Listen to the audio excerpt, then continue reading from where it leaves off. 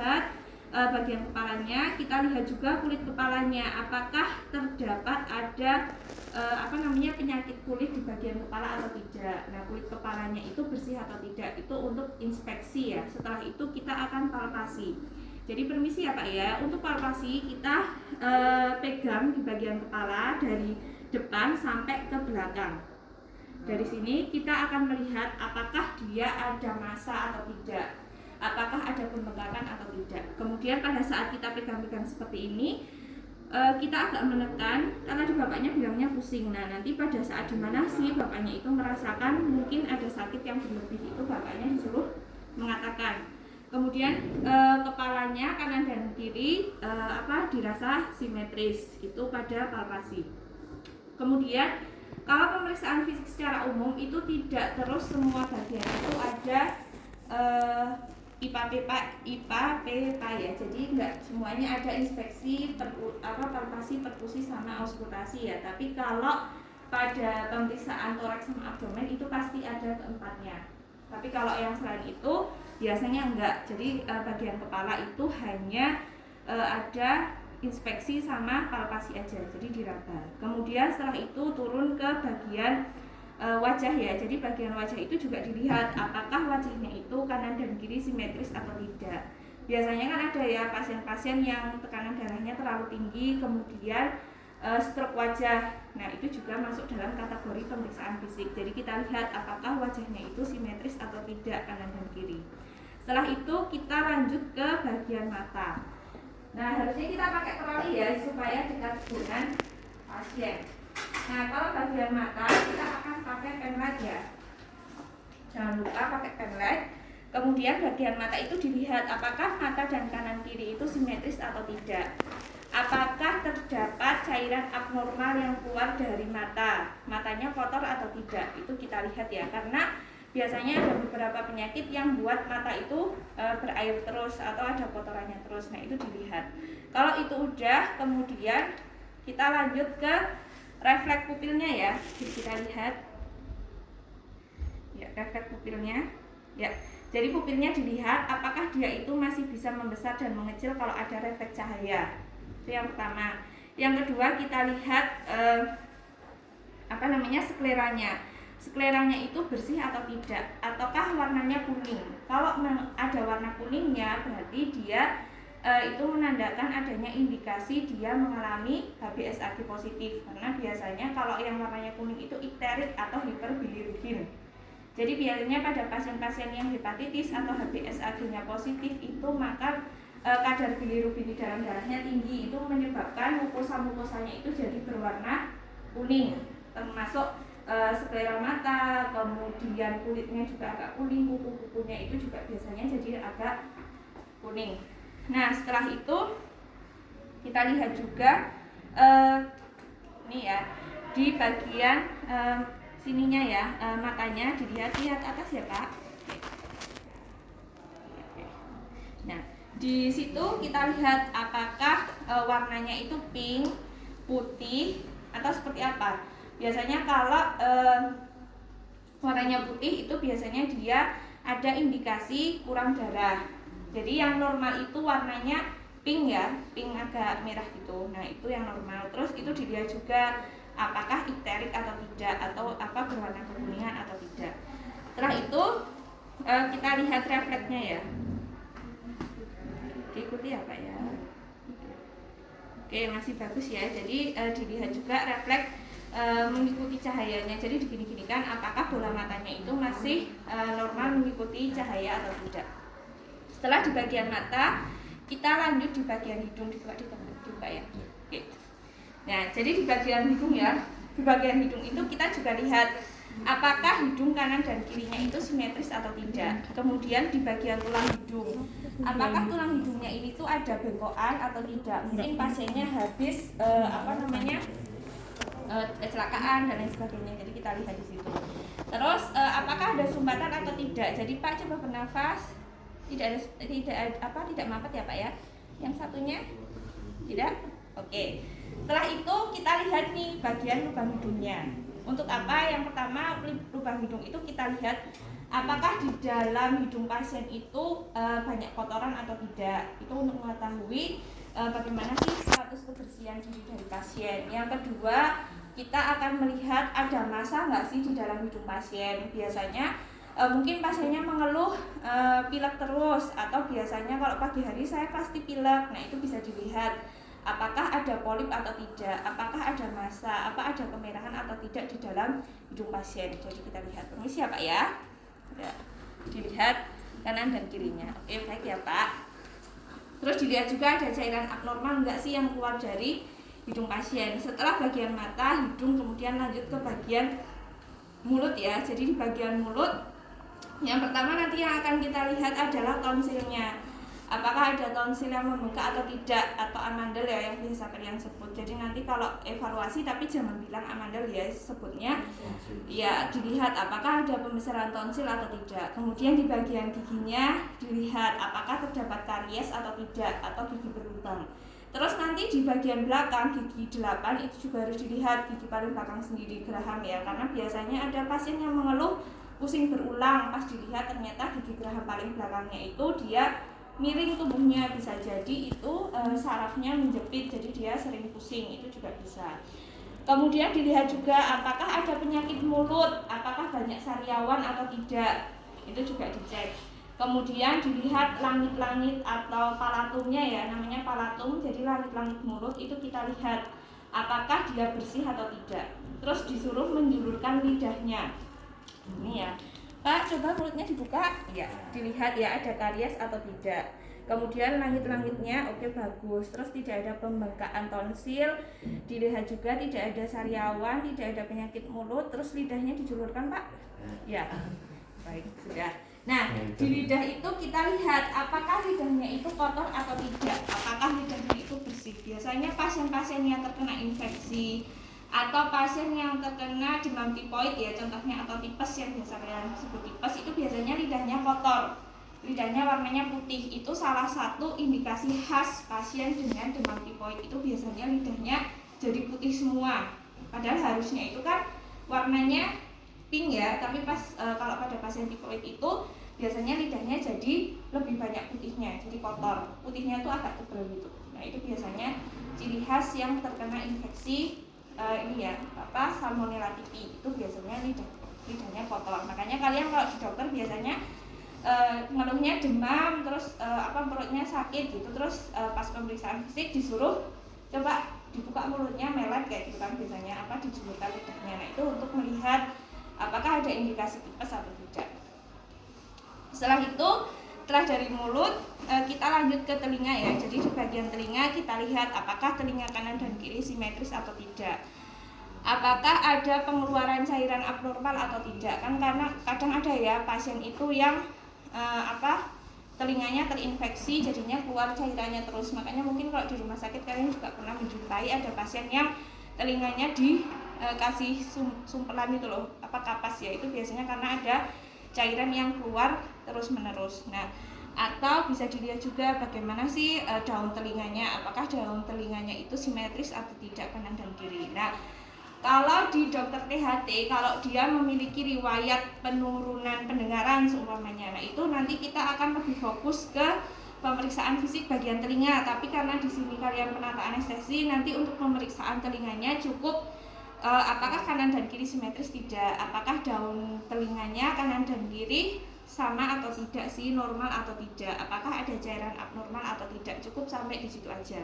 Tapi sebenarnya kalau pemeriksaan fisik itu nanti ada pemeriksaan tuli juga, jadi menggunakan garputala supaya tahu apakah penurunan pendengarannya itu karena ada patologis atau fisiologis. Biasanya kalau fisiologis itu pada orang-orang yang sudah tua ya, bertambah tua, biasanya mengalami penurunan pendengaran. Itu biasanya karena fisiologis ya, karena organ-organnya sudah mengalami penurunan fungsi, jadinya biasanya dia jadi mengalami penurunan pendengaran gitu.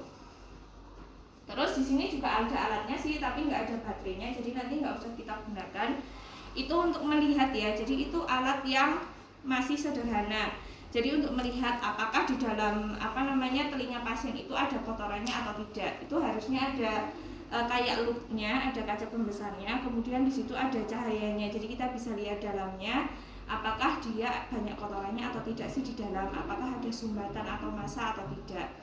Tapi kalau yang sekarang udah modern kan ada yang pakai kamera ya, jadi bisa terlihat di monitor. Tapi kalau ini cukup coba miring kanan Kak, ya dilihat apakah dia ada kotoran atau tidak di luarnya. Oke, yang satunya ya kanan kiri ya, oke nggak ada. Kemudian kita lanjut ke bagian leher pasiennya. Di leher pasien itu kita lihat apakah pasien itu menggunakan otot bantu nafas tambahan atau tidak. Jadi biasanya pasien-pasien yang mengalami gangguan paru-paru, gangguan pernafasan itu kalau bernafas kadang di bagian sininya itu ada setiap dia tarik nafas ini ada kelihatan kayak otot di bagian sini ya, itu namanya otot bantu nafas tambahan. Mungkin nanti kalian akan lebih sering melihat kalau di ICU itu sering ya, pasien sesak nafas kita udah kasih menggunakan nasal kanul, ternyata oksigennya masih kurang, terus dia nafasnya masih kesulitan, itu biasanya di bagian lehernya akan keluar dua otot kanan kiri. Nah itu namanya otot bantu nafas tambahan. Jadi kita lihat apakah ada dia pasiennya menggunakan otot bantu nafas tambahan atau tidak.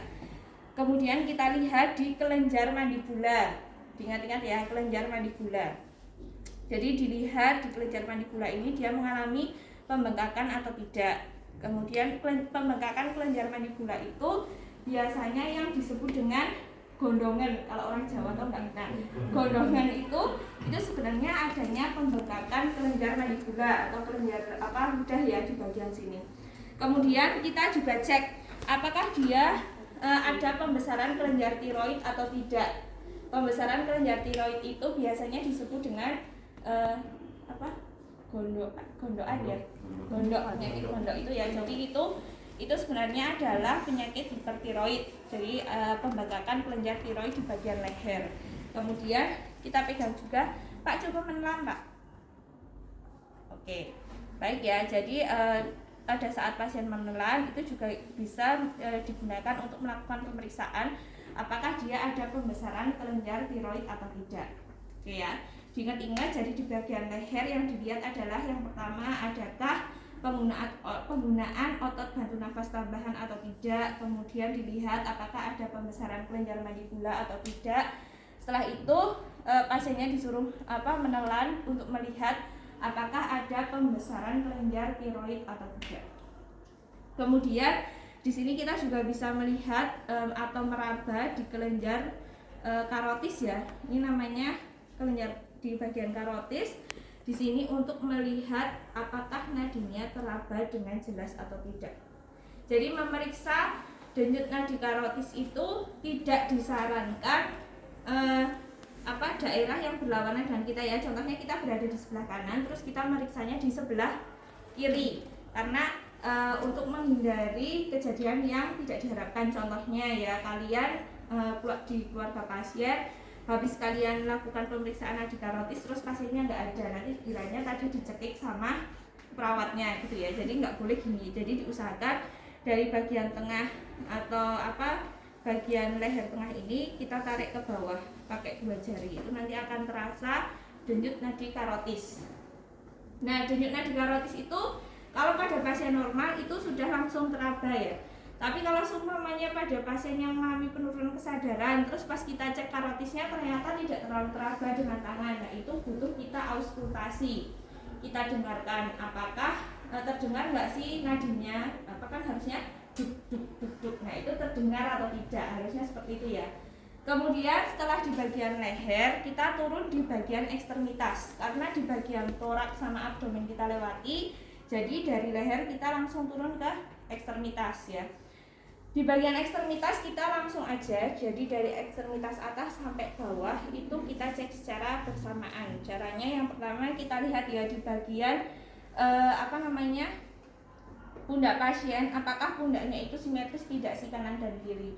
Kemudian dilihat tangannya keduanya, apakah tangan dan kiri simetris, apakah ada panjang sebelah baik kaki maupun tangan itu sama ya. Jadi dilihat kanan kirinya simetris tidak. Kadang kan ada ya beberapa orang yang mungkin memang mengalami kekurangan fisik, kakinya panjang satu, itu juga nanti ditulis di rekam medis ya.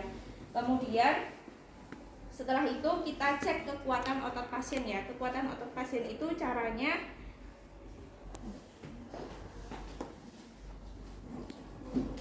Jadi nanti kalau kalian pemeriksaan fisik di rumah sakit secara keseluruhan harus membawa pulpen dan kertas ya, karena kalau di rumah sakit kan kalian sekaligus sama head to toe semuanya ya, torak, abdomen, terus sama pemeriksaan TTV, jadi harus membawa pulpen sama kertas.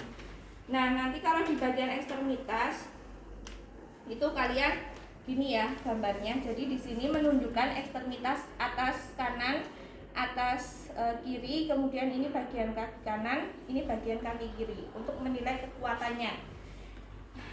Cara menilainya adalah Pak coba tangannya Pak diangkat ya, satunya ya, kalau dia bisa mengangkat keduanya itu nilainya 5 ya. Kalau dia bisa mengangkat keduanya berarti kita kasih di bagian atas tulis angka 5 sama 5 ini ya, berarti dia kekuatan ototnya atau tonus ototnya itu full, penuh, dia bisa bergerak secara mandiri. Tapi kalau seumpamanya nanti pasiennya Pak tangan kanannya digerakkan, dia bilang nggak kuat, tangan kirinya bisa. Oke, kita coba ya, diangkat dulu gini tangannya Mas ya. Kalau dilepaskan dia bisa bertahan nih, kita hitung 1 sampai 3. 1 2 3. Kalau di range angka 1 sampai 3 kok tangannya udah tahu-tahu jatuh, berarti dia bisa mengangkat hanya dalam waktu 1 sampai 3 detik. Itu nilainya 4. Oke. Kalau seumpamanya dia bisa mengangkat, kita hitung 1 2 3 dia masih bisa bertahan. Kemudian kita kasih sedikit tekanan, dia jatuh enggak? Apa dia bisa menahan tekanan yang kita berikan? Kalau sebelumnya kita kasih tekanan kok dia jatuh, berarti nilainya 3. Tapi kalau seumpamanya nilainya 4, itu kalau kita kasih tekanan dia turun, tapi dia turun tapi dia masih bisa bertahan, nggak langsung teplak di bawah, tapi dia cuma agak turun dikit gini, itu nilainya 4. Kalau dia bisa bergerak seperti biasa, berarti itu nilainya 5. Nah itu besok juga kalian tulis di dokumentasinya ya, di bagian O. Nah terus setelah itu di bagian kaki juga gitu ya. Jadi Pak coba diangkat kaki kanannya ya, kaki kirinya Pak. Oke. Nah kita juga harus ngomong sama pasien ya. Kemarin mahasiswa itu kadang cuma bilang Pak diangkat kaki kanannya Pak, diangkat kaki kirinya Pak gitu. Nah kan pasien itu kan angkatnya cuma gini aja ya, jadi kita nggak tahu apakah dia itu kekuatan ototnya berapa. Jadi disampaikan ke pasien, Pak diangkat ya Pak tangan kanannya, ya ditahan sebentar Pak gitu, kuat nggak dia. Jadi kita harus ngomong ditahan sebentar ya Pak ya. Setelah kaki kanan dan kiri itu, setelah kekuatan otot, kita juga harus melihat nih jari-jari pasien, apa jumlahnya normal tidak jari-jarinya, baik kaki dan juga tangan itu dilihat. Kemudian panjangnya simetris enggak sih kanan dan kiri. Setelah itu kita cek capillary refill atau CRT-nya ya, singkatannya CRT, kepanjangannya capillary refill, untuk melihat kesehatan atau fungsi dari pembuluh kapiler. Jadi di bagian terserah jari yang sebelah mana, mau jempol mau telunjuk boleh, kita pencet gini ya, harusnya kurang dari 2 detik dia harus sudah kembali seperti semula, warnanya harus sudah merah lagi. Tapi biasanya pada pasien dengan shock atau pasien kekurangan oksigen itu biasanya kalau kita cek capillary refill-nya itu biasanya kembalinya lama atau lebih dari 2 detik. Itu harus ditulis juga karena itu tanda-tanda abnormalitas ya. Setelah itu kita juga lihat nih di bagian kukunya, apakah dia ada kekuningan tidak, apakah kukunya biru atau tidak. Biasanya pasien kekurangan oksigen, pasien kedinginan itu kan biasanya kukunya bisa jadi biru-biru ya. Nah itu juga harus dilihat. Setelah di bagian tangan, di bagian kaki itu juga kita akan cek refleks ya. Jadi di bagian kaki itu ada yang namanya refleks Babinski ya. Refleks Babinski itu untuk melihat apakah saraf-saraf pasien itu masih baik atau tidak. Biasanya kalau di ICU pasien koma pun, kalau kita kasih refleks Babinski, kita kasih gini ya, harusnya pakai pinset, nggak boleh pakai pulpen. Tapi kadang ada dokter yang malah pakai ujungnya ini, harusnya nggak boleh ya, karena itu bisa menimbulkan luka pada pasien. Jadi kalau mau pakai pulpen pun harusnya jangan dikeluarkan ininya ya, atau biasanya pakai pinset yang dia ujungnya tumpul, yang nggak lancip. Terus kita kasih gini. Nah harusnya refleksnya adalah dia ini ya, ekstensi ya, ini harusnya. Nah, tapi kalau pada pasien koma pun kalau kita kasih refleks itu dia akan gini. Karena itu memang sarafnya ya, berarti saraf-sarafnya itu masih bagus. Tapi biasanya kalau pada pasien stroke nih, namanya udah stroke total, atau pasien mengalami penurunan kesadaran, terus kita cek matanya, ternyata refleks pupilnya udah nggak ada, terus kita kasih cahaya seperti ini, bola matanya udah nggak mengikuti, terus kita kasih refleks di bagian kaki gini dia sudah tidak ada refleks juga, berarti biasanya dokter akan bilang panggil keluarganya, karena biasanya berarti udah sangat buruk keadaannya, karena refleksnya pun sudah jelek, berarti saraf-sarafnya sudah mati. Biasanya dimotivasi keluarganya, berarti keadaan pasien emang udah buruk seperti itu biasanya dilakukan di ICU seringnya. Atau pasien-pasien stroke itu biasanya juga kita cek refleksnya apakah dia masih baik atau tidak. Nah setelah itu besok urutannya jadi dari kepala, mata, hidung, mulut, leher, telinga, leher, terus ke ekstremitas kanan kiri atas bawah, kemudian lanjut ke genitalia ya. Jadi genitalia mungkin nanti kalian yang penting disebutkan, meskipun ini nggak mungkin dibuka ya, jadi disebutkan aja. Jadi kalau genitalia itu kita lihat ya, kalau laki-laki berarti kita lihat apakah keluar cairan abnormal atau tidak sih dari lubang penisnya kalau laki-laki. Terus dilihat apakah kulitnya itu warnanya itu normal atau tidak. Terus skrotumnya dilihat apakah ada 2 atau cuma 1. Itu juga jadi ini ya pemeriksaan fisik skrotumnya. Terus pertumbuhan bulu pubisnya itu baik laki-laki dan perempuan itu juga dinilai apakah dia pertumbuhan rambut pubisnya itu merata atau tidak ya. Jadi pertumbuhan rambut pubis kalau laki-laki berarti dilihat penisnya, jadi apakah panjang penis, terus kepala penisnya itu normal atau tidak, skrotumnya jumlahnya 2 atau tidak, terus ada cairan abnormal enggak, terus bagaimana kulitnya, apakah ada bisul, ada penyakit kelamin atau tidak, mungkin ada gatal-gatal dan lain sebagainya, itu juga nanti ditulis di rekam medis. Kemudian kalau pada perempuan yang dilihat adalah pertumbuhan rambut pubisnya seperti apa, kemudian dibuka ya, jadi apakah lengkap anatominya, jadi ada labia mayora kanan kiri, labia minora kanan kiri, terus terlihat kotor atau tidak, ada keputihan yang abnormal atau tidak, itu juga harus ditulis. Kemudian nanti setelah di genitalia kita turun ke bagian anus ya, jadi kalau di anus itu anusnya harus dibuka, dilihat apakah terlihat ada massa atau tidak, karena biasanya ada pasien datang ke IGD bilang katanya ibu saya nggak mau BAB, takut katanya sakit, terus kalau untuk duduk sakit. Setelah dilihat ternyata di anusnya ada seperti kayak kembang kol itu loh, kembang kol warnanya agak merah, itu berarti dia terkena, bukan, kalau udah kayak kembang kol berarti dia udah terkena kanker kolon. Jadi biasanya ciri khas pasien kanker kolon itu adalah di bagian anusnya sudah ada seperti kembang kol itu loh, sayur kol tapi warnanya kemerahan. Itu biasanya ciri khas pasien terkena kanker kolon. Tapi kan biasanya mungkin kalau orang awam gitu ya, ada kayak gitunya kan mungkin aduh paling cuma sakit, udah biarin aja. Tapi kan anak-anaknya juga nggak mungkin kan mau ngecek, nah pas dibawa ke IGD ternyata udah ada indikasi kanker gitu. Terus ya dilihat ada hemoroid atau tidak, atau ambeien ya. Kalau bahasa awam ambeien, kalau bahasa medisnya hemoroid. Dilihat hemoroidnya derajat berapa sih ya, jadi derajat hemoroid itu juga bisa dilihat ya. Biasanya pasiennya itu disuruh nungging posisinya, terus dilihat apakah dia masih bisa disembuhkan. Biasanya pasien-pasien hemoroid yang hemoroidnya itu masih bisa dimasukkan, masih elastis, itu biasanya bisa disembuhkan. Tapi kalau udah menonjol terus keras, berarti kan dia ada penumpukan darah ya. Hemoroid itu kan sebenarnya pembuluh darah vena bagian bawah, tapi karena terlalu tinggi tekanan, mungkin kalian BAB mengejarnya terlalu kencang, terus darahnya mengumpul di vena bagian bawah, terjepit, sulit untuk naik lagi ke atas, itu biasanya ada yang namanya harus operasi hemoroid. Jadi kadang harus diambil hemoroidnya supaya tidak menggumpal di situ kan, karena darah itu kalau kelamaan di bawah kan nanti juga akan jadi massa ya, jadinya keras di bagian bawah. Itu ya.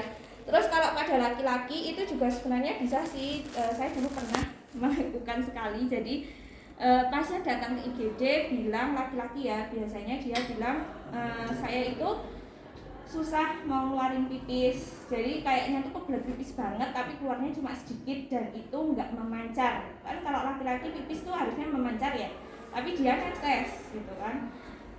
Oke, berarti itu biasanya kalau laki-laki itu jarang infeksi saluran kencing. Yang paling banyak infeksi saluran kencing itu pada perempuan, karena kan perempuan itu dia saluran uretranya itu pendek ya dibandingkan laki-laki. Kalau laki-laki kan mulai dari ujung penis lubang penisnya itu terus masih panjang ya. Kalau perempuan itu kan dekat dengan vesika urinaria, jadi lebih sering terkena saluran infeksi saluran kemih. Tapi kalau laki-laki ada indikasi seperti itu, biasanya itu ada pembesaran prostat. Nah, kalau pembesaran prostat itu juga bisa diraba lewat bagian anus. Jadi pakai handspoon, terus tangan kita dua itu masuk, itu akan kalau tidak ada pembengkakan harusnya ya biasa, berarti kan yang namanya rektum itu kan ya cuma lurus ya, jadi ya biasa nggak ada apa-apanya. Tapi pas kita raba ternyata ada seperti benjolan atau pembengkakan, itu biasanya kalau pada laki-laki itu pembengkakan kelenjar prostat. Oke, itu kalau untuk bagian genitalia ya. Setelah bagian genitalia, kita suruh pasiennya duduk. Pak, bisa duduk Pak? Ya, kakinya menggantung. Refleks ya, namanya refleks Hammer. Jadi refleks Hammer itu untuk melihat di bagian kaki pasien ya. Jadi ini ada lutut. Biasanya kalau yang dulu anatomi fisiologi itu kalau offline juga ada pemeriksaan refleks. Tapi kalau yang kemarin memang dihilangkan karena tidak memungkinkan kalau dilakukan secara online ya. Nah, refleks Hammer itu untuk melihat apakah dia refleksnya masih baik atau tidak. Jadi ini bagian tempurung lutut. Ini kan kanan kirinya ada kayak bolong ya. Nah, ini, di tengah-tengahnya ini dia tuh ada otot. Kalau yang di ketuk, dia akan refleks nggak Mas? Mas saya gini sendiri kan, nggak tahu gini kan?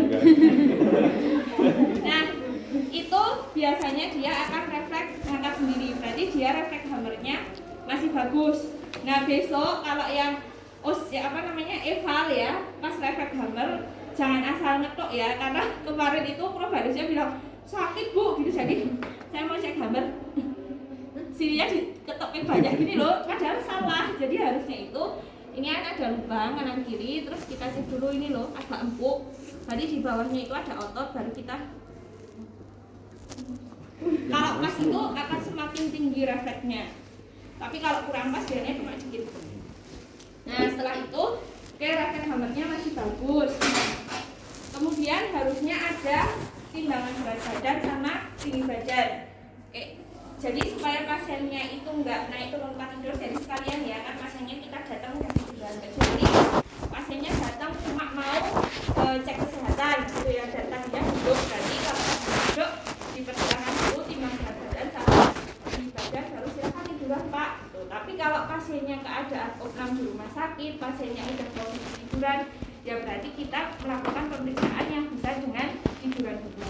Kalau itu baru pasiennya disuruh duduk, dicek refleks Hammer, kemudian Pak sekarang kita dulu Pak cek berat badannya. Meskipun besok nggak ada timbangannya, untuk formalitas itu harus dilakukan ya, tetap dikatakan pasiennya disuruh turun Pak, silakan cek berat badannya. Kemudian sama dicek tinggi badannya. Itu fungsinya adalah untuk mengetahui apakah pasien kalian itu mengalami nutrisi kurang dari kebutuhan atau tidak, untuk kita melihat IMD-nya ya, atau BMI, body mass index-nya. Jadi kita harus tahu berapa sih berat badannya, berapa sih tinggi badan pasien. Kan nanti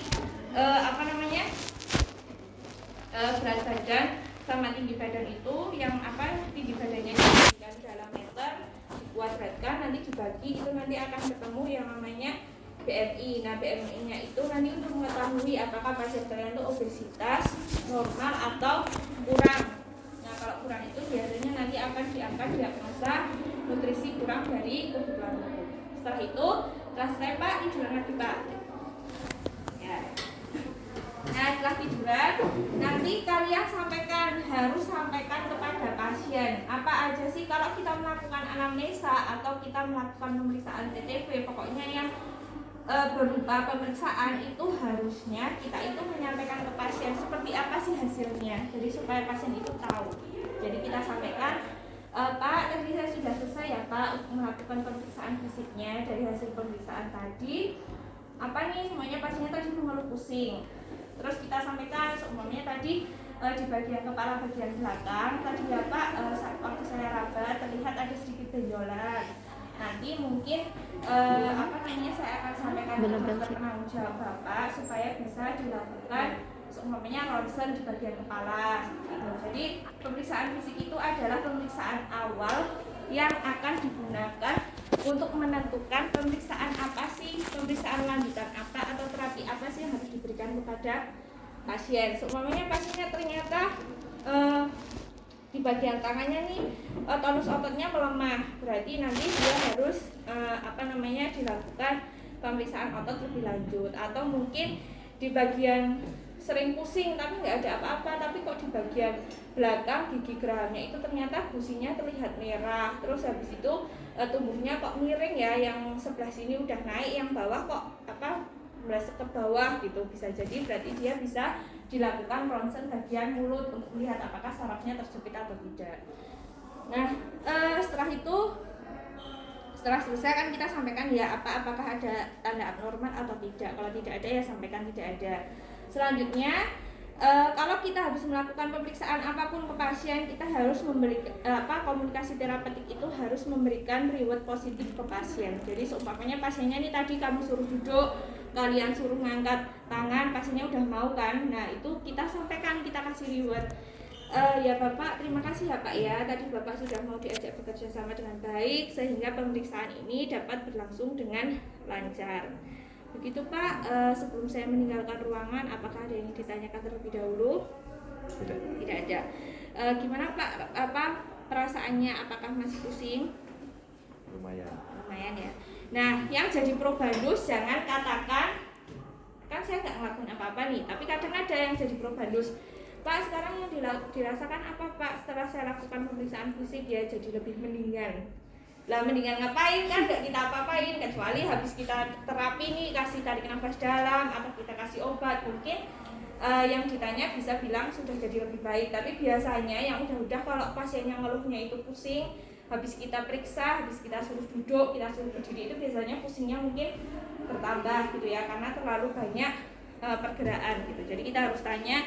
Jadi sebelum kita melakukan tindakan, kita tanya dulu apa yang dirasakan oleh pasien. Setelah selesai tindakan, kita juga harus menanyakan apa sih Pak sekarang yang dirasakan setelah selesai dilakukan pemeriksaan. Jangan-jangan pasiennya malah jadi tambah pusing, nyerinya malah jadi bertambah atau seperti apa, itu juga harus dikoreksi. Nah setelah itu baik Pak, nanti saya akan datang lagi kemari ya Pak ya untuk memberikan obat penurun nyeri kepala Bapak dan juga akan mengantarkan makan siang untuk Bapak pada pukul 12. Oke, sebelum kita mengakhiri pemeriksaan ini ya Pak ya, kita berdoa terlebih dahulu untuk kesembuhan Bapak. Berdoa dimulai, berdoa selesai. Jika Bapak membutuhkan bantuan kami, Bapak bisa pencet tombol di atas bed Bapak atau nanti keluarga Bapak bisa langsung datang ke nurse station. Gitu ya Pak ya. Permisi. Wassalamualaikum warahmatullahi wabarakatuh. Oke, cuma itu aja. Kemudian nanti untuk dokumentasinya terdiri dari swab ya. S-nya itu segala sesuatu yang dikatakan oleh pasien kalian. Jadi pasiennya ngomong sakit kepala, pasiennya ngomong saya nggak bisa tidur, pasiennya ngomong saya kalau makan mual dan lain sebagainya, itu harus ditulis di data subjektif ya. Jadi kata-katanya ya berarti pasien mengatakan sakit kepala bagian belakang, pasien mengatakan nyeri di bagian kaki sebelah kanan, itu harus ditulis sesuai apa sih yang dikatakan sama pasien kalian. Kemudian kalau data objektif itu segala sesuatu yang bersumber dari observasi atau hasil pemeriksaan kalian, bukan yang bersumber dari pasien. Jadi harusnya kalau di rekam medis itu ditulis semua. Jadi mulai dari tadi ya, jadi semuanya pemeriksaan fisik head to toe O-nya ya. Berarti harus dari kepala, apakah dia ada benjolan tidak dan lain sebagainya. Nanti kalau kalian udah mulai nulis asuhan keperawatan anestesi, itu pemeriksaan fisik itu harus semua. Jadi kepala, min, terus bagian mata min. Berarti kalau min itu nggak ada abnormalitas. Kalau ada abnormalitas, semuanya nyeri ada tidak, seperti itu nanti harus ditulis semua. Tapi karena ini kalian cuma dokumentasi biasa, jadi nanti cukup ditulis yang abnormal aja besok dokumentasinya. Misalkan ekstremitas bagian atasnya kok tonus ototnya melemah, berarti yang kalian tulis di bagian objektif adalah gambar tadi ya, gambar yang plus gini, soalnya sininya 4, sini 5, sini 5, sini 5, supaya kita tahu oh berarti pasiennya ini mengalami kelemahan otot di ekstremitas atas bagian kanan kayak gitu. Jadi yang abnormal ditulis di objektif. Terus kalau di skenarionya nanti saya tuliskan ada RR, ada tekanan darah, itu juga harus kalian tuliskan di data objektif. Ya, karena kan seolah-olah berarti kalian yang melakukan TTV, tapi karena TTV ini tidak dievaluasikan di sini, jadi nanti akan saya tuliskan di skenario. Ya, jadi nanti di bagian objektif itu ditulis hasil pemeriksaan TTV sama hasil pemeriksaan fisik kalian, ditulis di situ ya abnormal aja. Kalau pemeriksaan fisiknya nggak usah ditulis semua, nanti kertasnya nggak cukup. Terus setelah itu di bagian A-nya atau analisisnya, berarti karena kalian belum diajari diagnosa, cukup ditulis pemeriksaan head to toe telah dilakukan, analisisnya ya. Terus planning yang baik itu seharusnya mencantumkan jam. Jadi contohnya tadi ya, akan memberikan obat penurun nyeri pada pukul 12 WIB. Jadi supaya catatannya itu terintegrasi. Jadi tujuan dokumentasi itu supaya seumpamanya nih si A melakukan pemeriksaan, terus tadi bilang akan mengantarkan obat pukul 12. Ternyata si A ini nanti jam 11 malah dia dipanggil sama atasan seumpamanya ya, berarti dia tidak ada di situ sampai pukul 12, dia belum ada di situ. Maka temannya melihat rekam medis akan tahu, oh jam 12 pasien ini ada jadwal pemberian analgesik atau penurun nyeri, jadi nanti bisa diwakilkan oleh timnya. Jadi tidak harus dia. Makanya planning itu harus ada jamnya. Akan melakukan apa, pukul berapa, itu harus jelas. Tidak boleh meskipun kita ngomong ke pasien nanti 1 jaman lagi saya kesini ya Pak ya, tapi di dokumentasi itu harus ditulis jamnya. Kalian mau jam berapa datang lagi ke pasien, mau ngasih terapi apa, atau pasiennya baik Pak nanti sesuai adres dari dokter jam 1 nanti Bapak akan saya antarkan ke ruang ronsen ya Pak ya, berarti harus ditulis di planning pukul 13 mengantarkan pasien ke ruang ronsen untuk melakukan ronsen bagian ekstremitas atas umpamanya. Nah itu harus ada jamnya. Terus udah SOAP planning, bawah sendiri adalah tanda tangan, nama terang sama jam. Jam kalian melakukan pemeriksaan atau tindakan pada saat itu. Jadi supaya yang kerja tim sama kalian itu tahu, oh tadi udah dilakukan pemeriksaan head to toe nih jam 9. Oh tadi udah dilakukan pemberian obat analgesik jam 10. Jadi kalau nanti ternyata jam 11 pasiennya mengeluh kesakitan, berarti dilihat rekam medisnya, oh tadi jam 10 udah dikasih obat, kok jam 11 pasiennya minta lagi, berarti jangan dikasih. Karena biasanya kayak gitu ya, pasien habis operasi, biusnya udah hilang, anestesinya udah hilang, dia marah-marah minta tambahan obat penurun nyeri, padahal seumpamanya belum 4 jam, belum 6 jam pemberian, dia udah minta lagi. Nah itu kita harus lihat rekam medisnya. Loh tadi udah dikasih kok sama si A jam segini, maaf ya Bu ya belum boleh, nanti baru boleh dikasih analgesik lagi atau penurun nyeri itu nanti 1 jam lagi. Jadi fungsinya untuk itu. Harus ada tanda tangan, nama terang sama jam kalian melakukan tindakan atau pemeriksaan. Gitu ya. Entah ada yang ditanyakan? Kasusnya juga paling sering itu di pembuluh limfa ya, atau yang biasa disebut dengan kanker kelenjar getah bening. Itu sebenarnya kanker pembuluh darah limfa. Itu biasanya cepet banget penjalanan penyakitnya, karena limfonodi itu kan dia ini ya organ imunologi, organ imun primer organ imun sekunder. Jadi kalau bagian situnya terserang biasanya akan cepat pasiennya. Penjalanan penyakitnya sangat cepat karena bagian organ imunnya yang terserang. Ada yang ditanyakan?